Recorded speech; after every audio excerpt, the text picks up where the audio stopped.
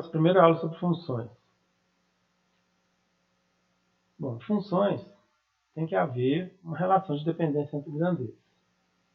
Por exemplo, um vendedor de picolé em que o valor unitário é R$ 4,50. Então, o valor recebido vai ser igual à quantidade vezes o preço unitário. Então, veja aí a relação de dependência do valor com a quantidade. Então, se, por exemplo, ele vender 10 unidades, nós vamos ter 4,5 vezes 10, né? Ou 4,50 vezes 10, nós temos o quê? R$ 45. Por outro lado, também, se ele observar um determinado valor depois de um dia de venda, então nós vamos ter 144 igual a 4,5 vezes Q. Então, a quantidade vai ser encontrada pela divisão do valor pelo preço unitário. Então, nós temos 32 picolés. Domínio contra domínio e conjunto imagem de uma função. Nós temos o conjunto x com os elementos 1 e 2. Vamos utilizar uma função para exemplificar. G de x igual a 2x. Então, cada valor de x nós vamos substituir nessa função. Então, nós vamos ter o g de 1, que é igual a 2 vezes 1, 2. E o g de 2, que é igual a 2 vezes 2, 4. Vamos lançar um terceiro valor aqui no eixo y, só para a gente entender a diferença de contradomínio e conjunto imagem. O domínio são os valores de x, no caso 1 e 2. Contradomínio são todos os valores do conjunto y. E a imagem são os elementos que recebem as setas. No caso aqui, 2, que é a imagem de 1, e 4, que é a imagem de 2. Quando não é função? Para não ser função, um elemento em x não pode ter duas imagens no conjunto y. E um elemento em x não pode ficar sem imagem em y.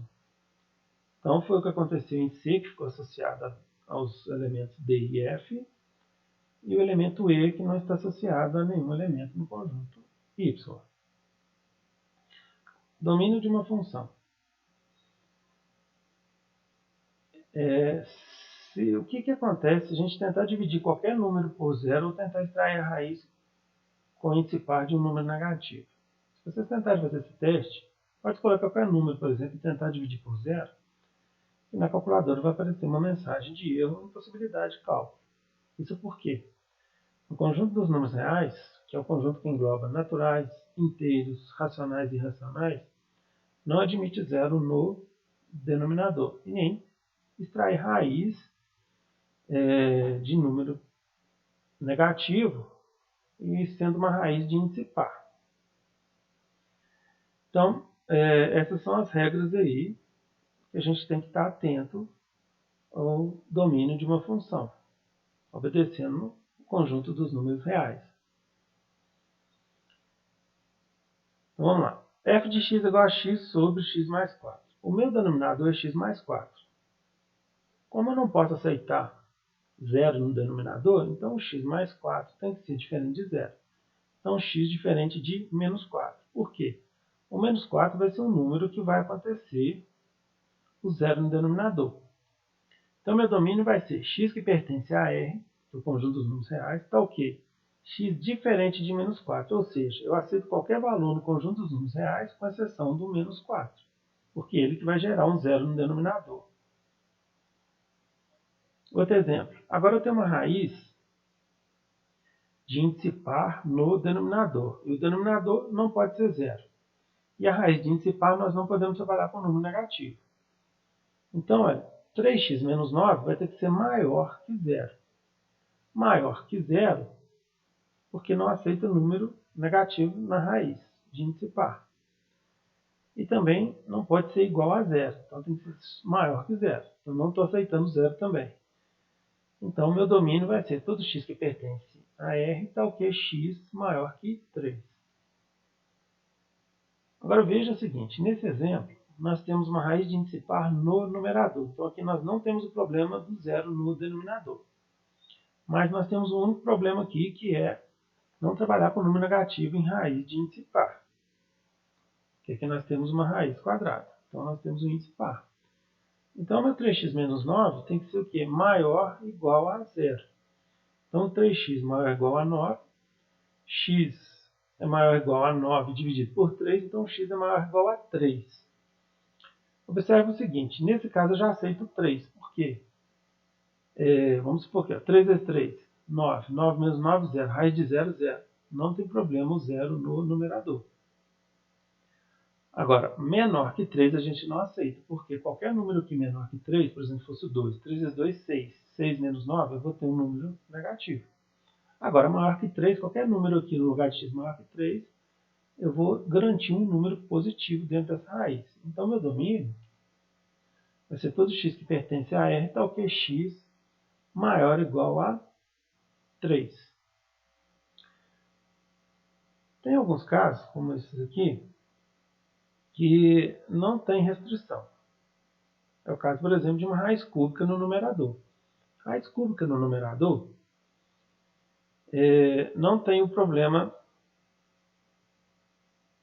nem do número ser negativo, porque eu consigo extrair a raiz, por exemplo, de menos 1. A raiz cúbica de menos 1 é menos 1. Então, quando a raiz é cúbica, ou seja, raiz de índice ímpar, né, nós não temos o problema de trabalhar com número negativo aqui.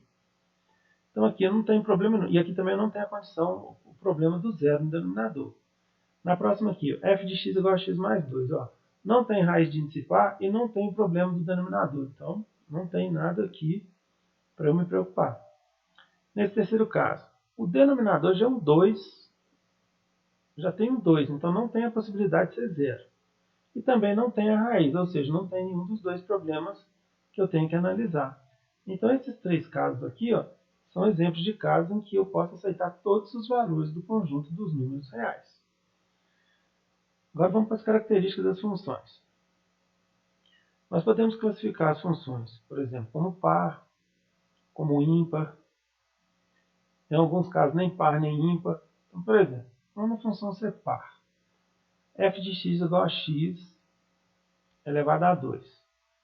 Observe o seguinte, tanto o menos 3, tanto o menos 3 entre parênteses elevado a 2, quanto o 3 elevado a 2, nós temos uma única resposta, que é o 9. Ou seja, para os dois valores de x aqui, eu tenho uma única imagem. E graficamente, para eu poder representar, eu tenho aqui uma parábola, eu tenho essa simetria aqui, ó, com relação aqui ao eixo das ordenadas, né, que é o eixo y, ou seja, tanto o menos 3 quanto o 3 vai ter uma única imagem aqui no eixo y. Então, é um exemplo aqui graficamente de uma função par. A função ímpar, eu tenho aqui f de x igual a x elevado a 5. Olha o que acontece. F de 1, 1 elevado a 5 é 1. Menos 1 elevado a 5 é menos 1. Então aqui, ó, os números menos 1 e 1 têm imagens opostas, não idênticas, igual aconteceu na função par. Então, graficamente, ela não vai ter essa simetria aqui, ó, com relação ao eixo das ordenadas. Mas vai ter uma simetria com relação à origem, que é aqui a coordenada 0 e 0. Algumas funções não é nem par nem ímpar. Por exemplo, essa aqui, f de x igual a x elevado a 5 mais x elevado a 2. Se eu for tentar fazer o gráfico dessa função, olha aqui, um gráfico não tem a simetria aqui nas ordenadas e nem aquela simetria através da origem aqui que acontece na função ímpar.